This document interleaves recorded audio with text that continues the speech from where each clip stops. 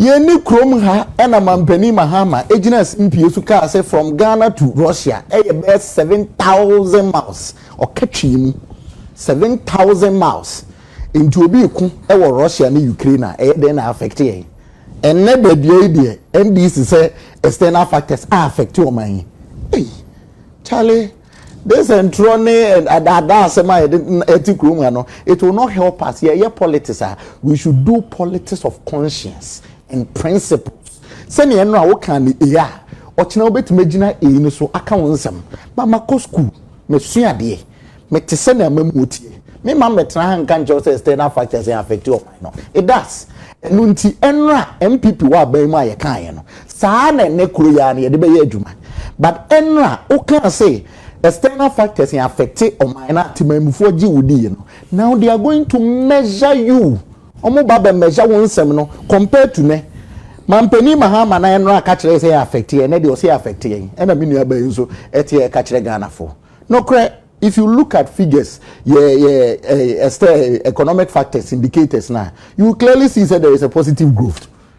Inflation above from Cedi dollar above from and niema bebre above from but the jakwa na busa won say bana above from no how does it even translate to your pocket and no asem no enne se me teacher ni na machra de bosome porepori dunsun ni entua meka we inflation me sorry anopa metwa 10 cedi na edi anase metwa 5 cedi na edi.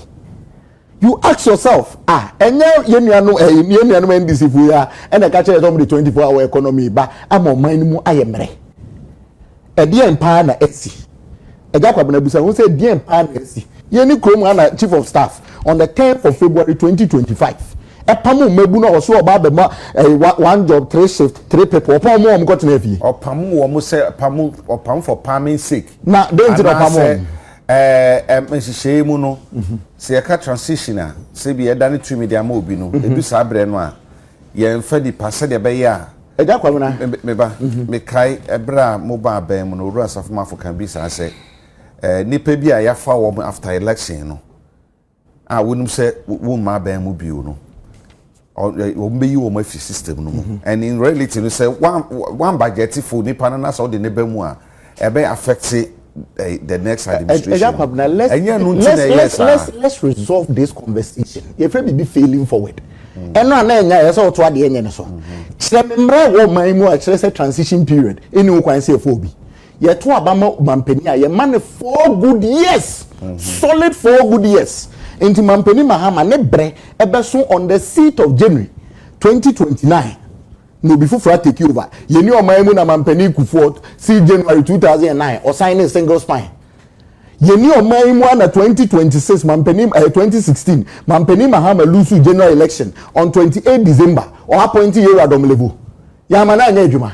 And so if you do this now we are wakojina bonten say eniema mu ayemre emum yemre wen mebunu na adwuma na we hefa me the pass or boy enyinam kana ansem so Public Utilities Regulatory Commission akache say eniema 4 omokata omochon on the 11th of April 2025 omo say eniema 4 ene ma omo calculate your utility bills the edikan exchange rate the etosumienu inflation the etosumiensa electricity generation mix the etoso and 9 cost of fuel. At least electricity generation makes crane any who understanding her. Miensa emafom. Na den na yirem kania yeto. Ne boy yedin. Etching the near Tony Kufuor Breso. You see, let us appreciate reality and tell the Ghanaian people what we are facing through. Ni enya brofo na ye kwotena amanonia ni e ka brofo akese de dada timamufuo no e ka che international community to say de ho atoye. Ene hwene sisa bi omobo chenku abeye oye ne wo kuruma. She teacher for mu yo ye ne kura ma so hwe additional semso. The sad reality ni say o se oba be ye demonstration say wa wadwuma wa ya o de kwakoje usika no. We demonstration during class period obe punish you. Why cancer? GS for letter no e ja kwabena. They wrote a letter to that effect. Yen nyina sorry ka say be say it is bad. Untia ni panika. Why do you according to say obi sabe o e ja kwabena bi ko twa me be ma na manya ntwa. Me bi o to ka wanzamo. O seme nie ya o bom ya bramisu Yet your maimu yenya yenke bi nsemu ensema o kana bonten te se de ho ato ebi. Look at what improvement in my improvement ne ba we fa we teacher ni ye ntua o ka eja kwabena nka betra no pa ka kire say improvement apart from teacher ni na apart from teacher ni no ni ebusua oni ebusua apart from teacher ni ne de no o hwe se de nurse for ka faka ho it does not improve on one kasa tie kasa on one kasa tie kasa say eniema mu apega because of please mama don't do that o kasa mama odi me so welcome so Debbie Debbie me se me danase the reality is being shown to everyone in this country. Okay, apart from teacher for me any power kroma nurse for so look at the number of people who are complaining. And the Ashanti region come for noche emergency center almost admitting new cases. These are the reality we are going through in this country. No ko jina amanone e ka se niema atoyi. Please let's stop this. Medasa afia Baba eja yes ya papa Mahama president asama wa Kenya me hu asam na o kan na me hu say MPP for yem be shi o mu wum. Yes, what that? So what that say? Omo yamba shi omo pa. Na ebi na era na betena ho a o ka no. Ne yama hye no, ayam hyehye nkwa na de kasa. Obi nso yam hye na o limit no ho wo one corner on one aspect no hit wo nkwa. Eja, me hu ye nanka amamuo eye continuation. Ubebupi. Papa wuji aye no. Na ne oba no so wabeto aso boni a wugya ye ne wo se no na ne waba no wabehwe so obetumi aye ne yie no waye ne yie ntamo a. So far as the economy is concerned, the papa na MPP jaye a enu nti se ye kan economy asama omutumi nya akukuduro kase ne etia ne tie hwensesan the good eyipa no mu gya wa economy ni mu. A dear significant ashanso dear pan of Mujaya and into America say, Ya papa John Dramani any will end this year mine. Mobile no, a send come with the year fuho. A quart to year from my, a yes say, ye fe and Kikawe Bianca. Ever na Casano, say Ya papa John Anya Momuno, a band 2029. And can so much 2029 and can PPA Casa so far as economy is concerned. How? The padlock betu ya no. How? Na kan so mo twen because eja eno na me bisa say e de ade pa na omo de kan economy ne ho a emu hye ma a omo expect say aban we nkom ba be hye ne ma na bro so a ene omo kasa bi nkan say 2029 after 2029 asa na era na betena ha the economy ho asem e de ade pa because every policy a best economy no more under the MPP they failed. Policy bia edwuma nchichire yema mebu edwuma napco obi anim wa wonim say napco e fail it's one of the most useless policy MPP implement here. It failed. Yemfa gold enkwaji oyo mra aye kacha ye say ye go da nyame di ache ye no say ye kwa oil ne buy ye petrol so ebete ekoyo ebayo e de ka na sign buy ye hwe ye friend is saying planting for food and jobs sika ko mu say ye nduaze wa eziban ye ndua enoma Ghana nyamia che de say ye land is so fertile that baby a wodi ade ebesi bia na ye planting for food and jobs omutumi succeed at the end of the day no mo koto body wa agogo e di begu ministry say wa water mane kasoa fa car na beto wey ena manya no kan economy ho asem economy sika ya de be build the economy. Look at corruption cases. What can you say men can because asam no court yen can but ye be gina auditor general report so na ya can.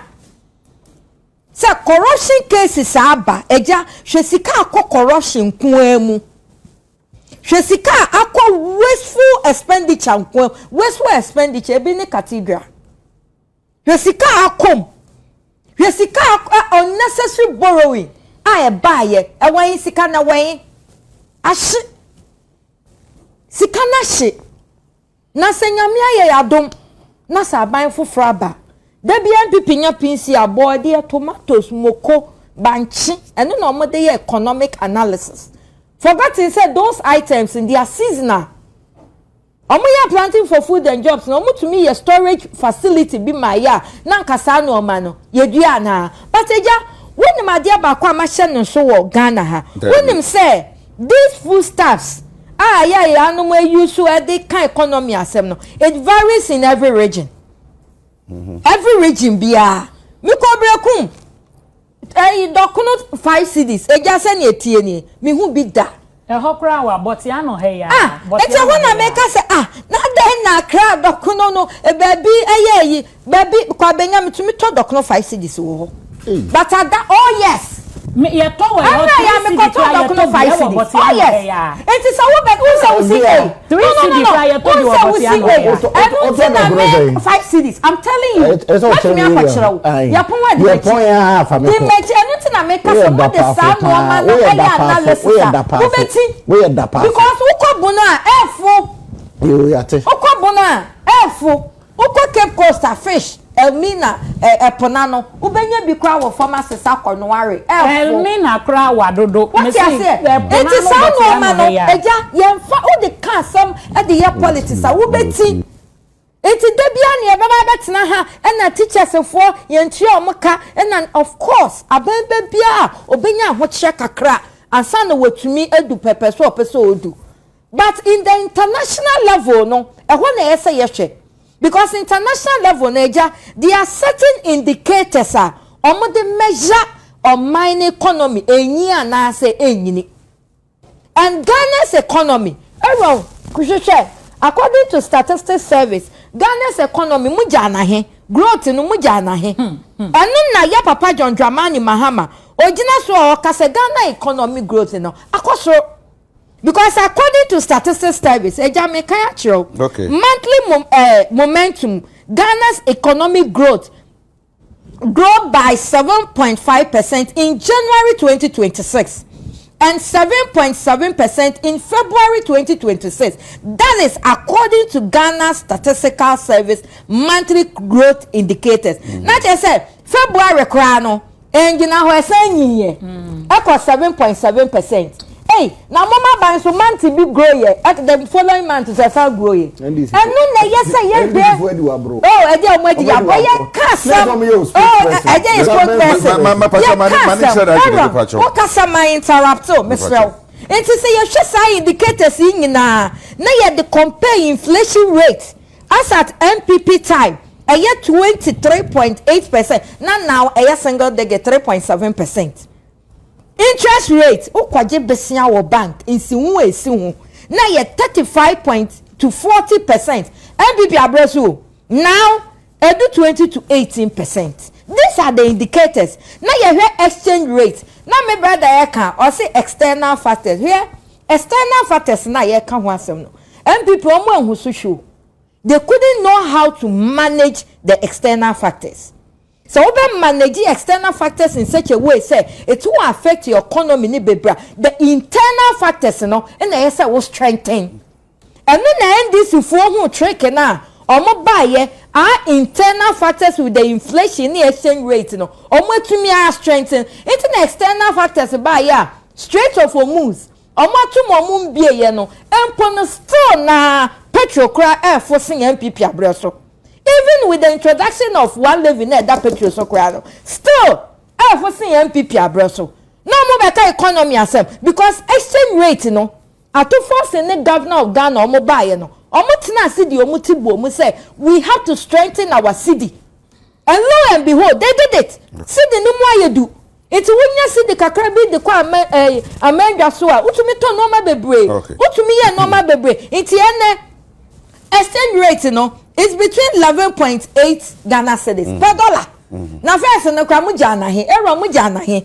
Muja ni 15 Ghana cedis e de share your con na wo we e dey reportage wo mu ja na he mu ja na he it is eja for man panyi akika sa no ma we nyina esie ni a na so wakogina international we na okase Ghana's growth enyini yenyin kwa adom mu a odika because o ma yade mefa sa akwanya iso na ma boy ya papa finance minister baso because I've seen say they've put certain indicators down or they check even budget e various ministries me who say ministry because to say and I to release isika it's a way of checking certain things so that unnecessary borrowing excessive expenses no e be conform and when ma the quantity aya na MPP for case sika ni system no mo because corruption no unnecessary spending no first na corruption basa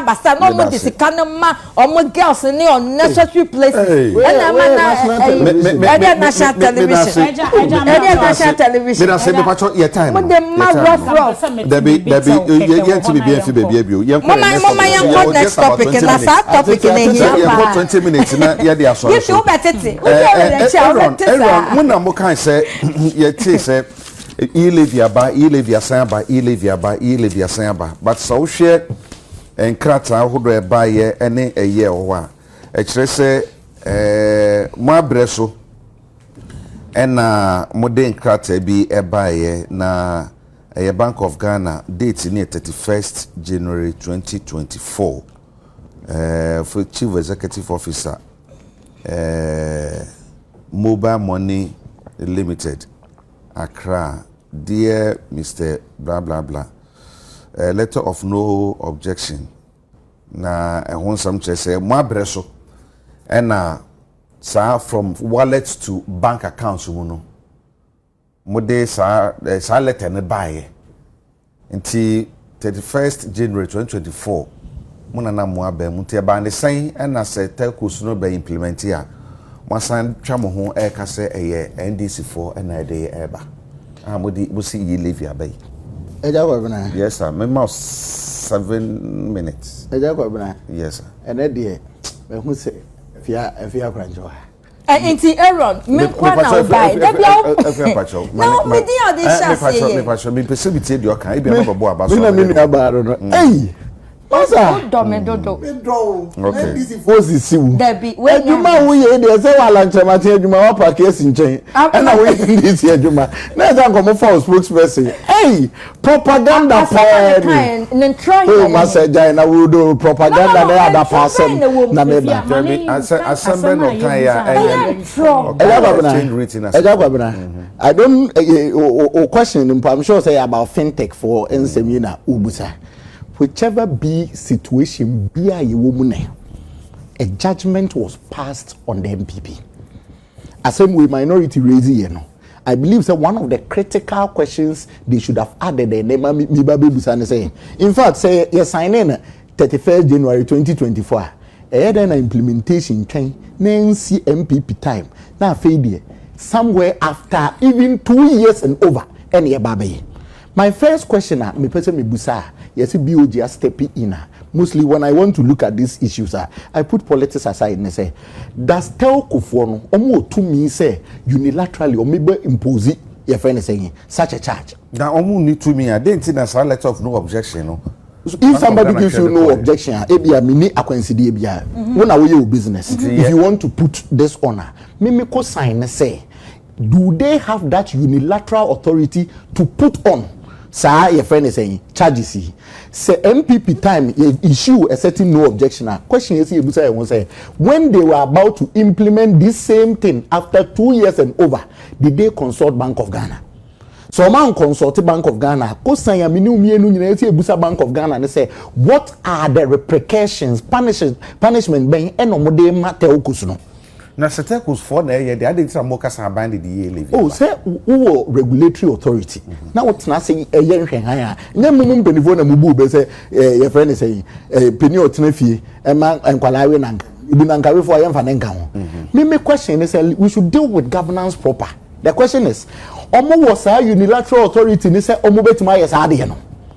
Omo ni say to me the Bank of Ghana should make us understand say any matter of calling them to suspend it alone. We should see punishment. I feel on the side of MTN ni telcos for no. Say omo consult Bank of Ghana in this regard. And abasi catch suspension, then their brand is also being tainted. They should come out. Some of these issues say a car eba near the 2B eba betuti memuniswa. Minu should not run away from the fact say MTN is widely used in this country. Kofo bebre use MTN. Inti charges iba affecting you will chroma and a passing e-levy. MPP for reasons for e-levy. Yet boy yet also to abet yai. Meboa. Yet to abet yai so such a charge eba never affected menu. So when such a charge is coming and affected munina, it is good we raise a voice. I believe say voice now raising on the question of whether it is a new e-levy coming or not. No, one of the major questions that needs to be answered. They say, who to me pass say, any business will bet me the atosu, but or the tosu or who to me so the better swap. DOG should make us understand. Made person yedi adwene kosa letter ya under the first under the meaning say Bank of Ghana no I just say telcos no be hu no any din komo no say okay obetu aye e bia ontumi nye until that 31st March 31st January letter no Bank of Ghana ka so okay maka yate enti say sanete na say enkwara denti me question say denti and yenim say de na nye e-levy. And so you can't get trouble until, for instance, MPs scratching can't get trouble until say I didn't e-levy. Meanwhile, I didn't miss your e-levy. The politics that surround it can be played whichever way it be played. Because I'm say, Okoji no objection. It tells me say DOG for a regulatory supervision. So after 2 years and about 5 months, if you want to implement it, you should know that there are circumstance changes. What I say. So you should go back to your regulator. Say regulator no who said there is a certain level of punishment bia ye dey to so said your chine bi no we ekoye MTN e bi o chine bi no mba kohia na akoye telecell MTN hwan no msa dia bom na aba. We should deal with the governance. And on the flip side, on the telcos so say assembly dey to so they should come out so that the final consumer ye Ghana ni no ebeti ase ejakwabna economy nyina ya ade a free ubotom ato de bia emma ene wasetena mu. It imagine teacher ni aya me de example.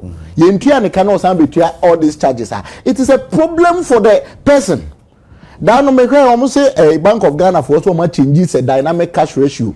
Me follow throughout acquire the essence of it, no. The repercussions for citizens so even much dire.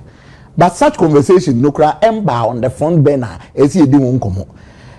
Economy a team no jakwabna miminu mienu na behwa ma na yeyi say pretend they say ejina printing or chinebenya problem. Sana hene a ohwe yesikasem so yewra to force be ka kire March say obobesia over 17 billion e de dutuaka. Na economy ejina brane a ye be bobesia tuaka. Ejakwabna so some of these questions needs to be addressed. Economy unya duanini Jennifer way Jacob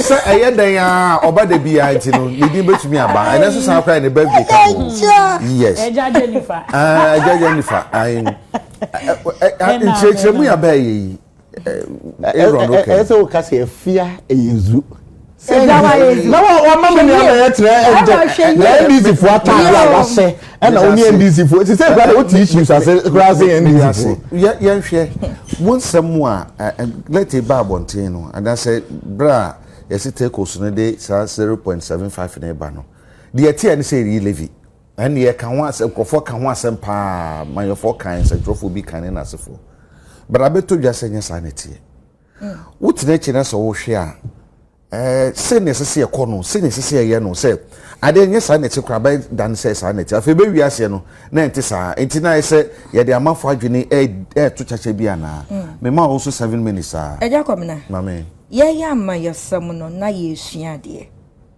enu nti na ye parliamentary candidates for no ye de ekuku dam a omo areda wonsem bi ho especially ama yesam no mo tin sem bi ase e de parliament house ho na enye se ye ya ma yo semunti asem bi aba ne ya som na nye nimu kra no na ye ka etie fontie ni ye pa ade na ba ye no MTN users enkoa enya messages no it wasn't across board enye any network bia na nya sa message no e-levy there all networks by way MTN for pet users pet in nya sa message no yeah that's sorry ya omo send a message 0.75 BCDCB say omo charge. Oh, I want MPP4 as usual. Omo sorry ye did to the extent that even doing a press conference. Yeah, papa mayor mark afenyo markings. I'm so shocked. No why you me one say ade ye e-levy no. Time e-levy o ma bre so omo pass ye no. Eja e ko parliament o. Every tax a government e de beba no a parliament to follow parliamentary process and approval and some no more pass it. Enti aden idea no aye ho press conference say ye e-levy no or ye parliamentarian no or ti parliament wo no ade na ba ho. Emo mu deliberate wo ho. Emo mu pass ye and or ye press conference no.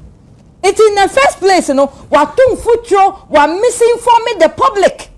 Say government e the e-levy aba e-levy government dey buy ye mo pass one parliament twa ho cake e di ye ama me kai that day mo pass cry impersonation na da mu ye konfo obi be si ho impersonation ama ntokwa si parliament wo wey ye hu na e-levy wey there na ka say but an parliament but you have the audacity say you will inform the public by doing press conference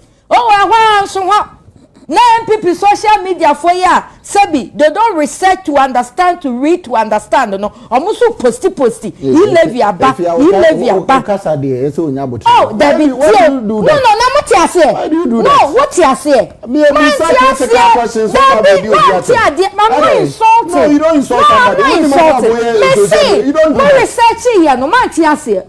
Oh, because of that, video error. Please, don't do that. Don't ship the post. No, don't ship the post. Please. Don't ship the post. No,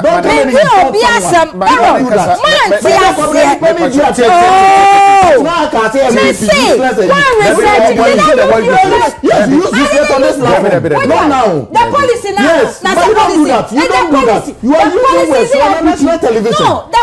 national television. Why is it that anytime Mecca assemble woman then you try to shift to say I'm insulting? No, you're insulting.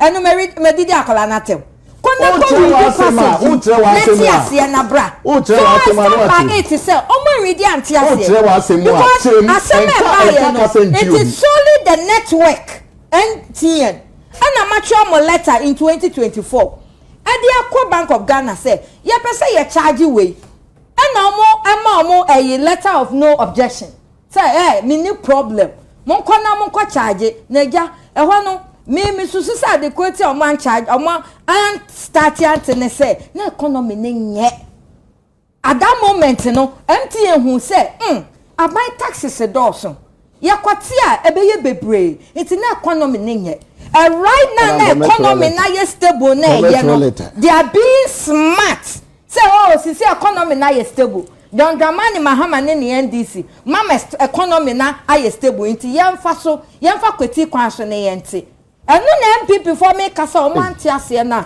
omukotu mfutuo egu timanye enti mess MPP for right now we don't know where we will fix you people ye ni baby a yemfa mo nhye because in power you failed in opposition too you are failing it is say yemfa mo nhye ye nya mo say oh now opposition o misinforming nkofo no are they not failing the citizens opposition na ube educating nkofo no as to say asam no say netie say netie iwe enye e-levy we eye network no mo po mo bibia ye but eja inshaka nyame say Bank of Ghana say mon twentwen so mamonte mon suspend it we adie we say ya the good be na buy ya nkan people before beka say ye na start ye na de buy ye ade papa bia nkan be hura gina nkan na Aaron obanu musuo tre no akase ye na start ye na de buy MDM for the bonnie what was to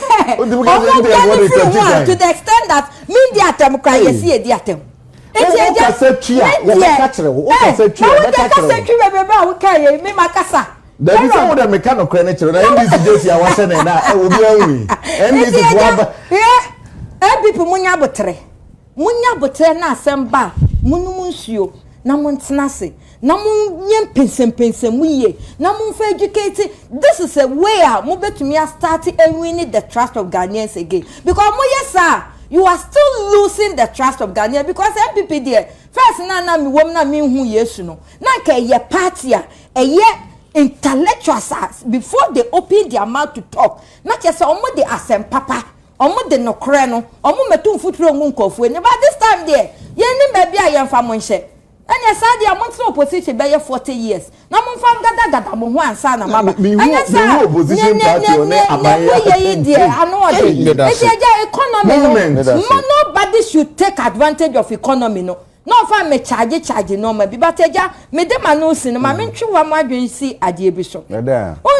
wo se ni MTN ye fa se wo se ni moma wo se o se charges 0.00 ayi ye be se MTN mu yin free ho ne kwa ma psychological way bi ede na ye nim se muti bibi wa kire dia sa 0.00 we mu yin free mamu ma ye hu kra ni ye wo se muti bibi it's true it's true stop the propaganda and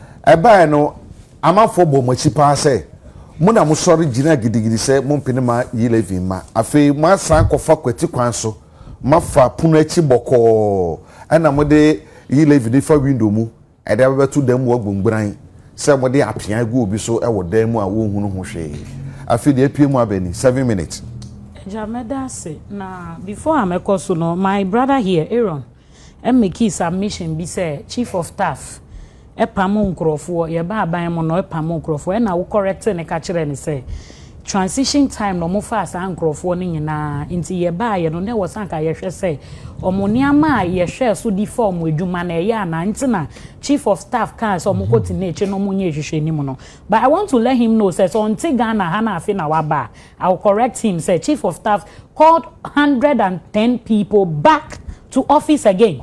If he is not aware of this, where did you get the 5,000 from? Eya munja intro no. What try throw in powers our opposition so mu try throw e di akere Ghana e bi na ye discuss about e-levy asemi. Ene mu leader wa parliament say mo pese mu yi ni free honti. Wadani double standard person. Ya kan asem o kan asem opposition say ya oba abem mu ana osesa na no say on kan ye forgetting say nsem na kan ye no UTV Joy News any ne ekika ho nyina has written those things on their online platform which they are not lying ne call back na ya kofa na ya bi abramo say ne am kan ye enie ene aha na yeti January 2024 na NDC na wa aben ero na NDC na wa aben mu se na enye NDC na wa aben mu yeti kromu ha ena mo kofa e-levy edi ba ye mo wie ye tie no mo wie ye mo bi e-levy ni ba ya Ghana force debi ye nyi ntumu abrewe bi a wadua ne banchi a wetu banchi na akoton obesen ni sika na ama ne baby wo school na mo ti ne sika e-levy mo ye wo kromu a John Dramani Mahama ne ba ye no kan so obeti oti free yo mo san wie ya January 2024 manso na mo kofa your friend is cash out levy Edi buy any from bank to wallet levy. And I'm the buy and the documents are there to show. Who need documents? Now me the best friend you see here. No yeah. You see when you are coming to sit on a national television, I would need to memufone bekasa. You need to get your facts. But you don't like the when you read the letter into details, you see from there, no. A letter ben 17 na okay. From January 2024, 0.75 we no mudi buy. 75%. Yes, okay. no mudi buy. You know that is what the letter tells us. Onima no na make catch Jai Syrian warfare because we are double standard, more MPP for. Ye free ho no monso a. Omo ba wumi amano. Led by Afenyo Markins. No more by a press conference. I can see a 38.2 press conference. They be a no mutu and we gun crofeni wagana. See, by no yachemu, and yen and kwana yachimu de be a at the mutu 2 years. Munyan is say, I didn't say you say neti. But what I want to tell the NPP, including my brother Aaron here, is that this time, the leadership of John Dramani Mahama, any NDC, no, we are not ready for any lies. There is no room for lies and deception. Bia, adia no mo kofa bana enye kala white. Ye be catch na o say enye white. Ye be yimu. E di epie maganda ni hu say intro na mo twa ye wo opposition. Some years ago in 2016 na mo twa intro na John Mahama akoto dan wo Dubai na John Mahama wa ye say no in 2026. Copim 42 years ebeba no santro na mu twa nyina this time there is no room for it again ye ma mo chance ni biom enti sa de na mo de kofa ba ye be hu press conference e ka say John Mahama di e-levy ba no e-levy ye na ye be twa obi so be ka say aden na mo obra o mo kan say e-levy aba no e ho na no mama Ghana fo ehunu say enye wo na 2024 kran let bi da hodada Eja na manka ntem na mu no etwen mebedu sabiri ansa na sale. Eja, we have videos to that. I have sat on many platforms. Okay. Maka say enye e-levy. But MPP for nankasa no no mo de baye. Me, matana platform bebre so aka. When you see me video, who come me social media page, you see the videos there. Say me kan ye. But omo no wahu. Eya no omo kan asem na omo review I don't know. Omo sign documents na omo review I don't know. Sa na omo call IMF call sign documents. Omo an kind omo sign ye omo wie ye omo buy ya. Omo say they don't even know what it entails in the IMF documents. What you say? MPP for need their wo. I think we need to take back to school again and give them some basic education. Because ya dia na ya no professors we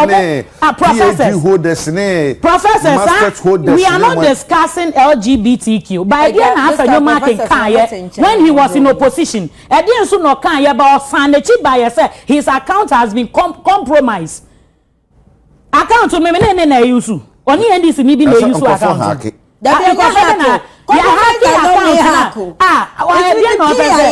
account or say obi a hack. You see, the double standard of the NPP must stop it. Some person Ghana for enya favor bi edi mamu enya badaye bi edi mamu as NPP for. Now dachi before the 2 years. Learn how to tell the people the truth. Learn how to appreciate the leadership of John Dramani Mahama and learn from the NDC because yen ya oba or ye vice president oba wo fi oye oba wo fi otete ne ma onye ne ma. So learn from the NDC. Okay. Yapon. Ero wasam kana. Mama. Woni hweka. Ero woni hweka. Ero so wasam kan. Anya ka ba mo bia tumi. Ayi afia wa hai. Omo amini abai. Trese adwuma ne de wo sha ase a. Senso wa ya cha ye besere. Mampani Mahama. Mami bɔ ne ho adwuma bɔ ne ho modern wo cheche wo nsire nsuo na yesere wo kai no na no pay di adwuma na eden kire se wo se oba vice president so oba de nko wa badaye din tro kire wiase man nyina adwadifo se oba be attack women don't you attack the vice president no but who just lies more than what I'm what's say me see catch me wo Ghana fa na nyina adwadifo se oba ye women's development bank e go zi say na me pacho say yes ye be banker is it like say bia obetumi akogya be say wo ye even susu and loans kra no say wonya structures no ansa ne say bia so be ya waye enti ye ka say o ka so be ye women development bank no sa da no na so ba ba ma within 1 month 2 month 3 month 6 na waye enye bank ba ko a nationwide obey your man money me pese me yi wa no pan yi ye say baby a wajapade wo no e ho na wakoma ewo o pese wo ya ade a obeye. I'm telling you, I'm going to give you example.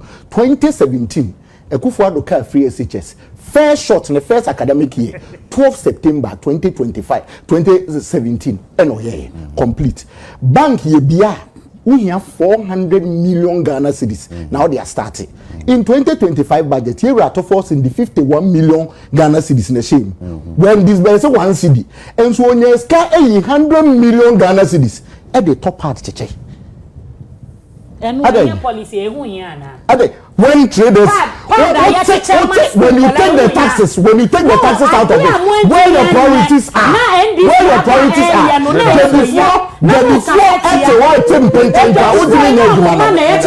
and check.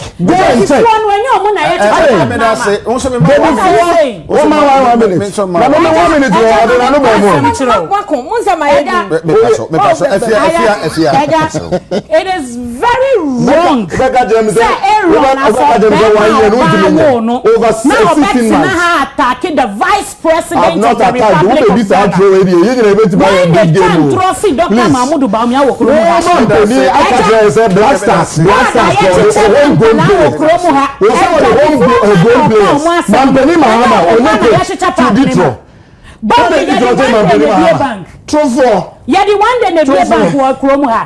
Say you're trying to muna muchre your doctor Mahama said Black Stars are proud of the homegrown players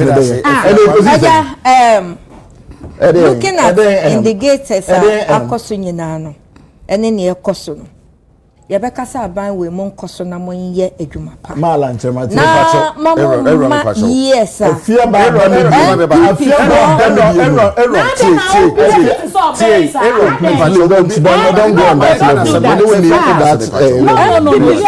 right now stop omade omunye nyina wo position is trying to find scandal and answer no mabia enkoyie but the NDC government approve it upon all to say to forcing per single person is far better than Baumia and Kenoforiata put together.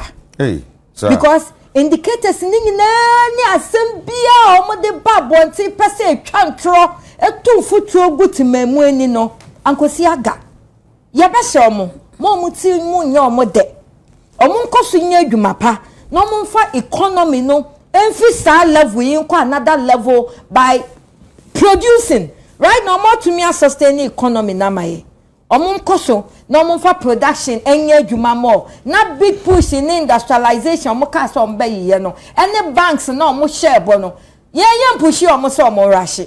Once Makachi was said, the only responsible opposition right now is UP. It's ye be ye omo kakra bo mo. Sen ye be ya. Policy biara mo kasa omo de beba mine mo no. Ye be bo mo no matumi implement sa policy no. Don't rush. Nyase no muye ni ye wi a nya yesa mo de ba no mo famra ntem na ga na nyina fa ne ntoma pamfra me da say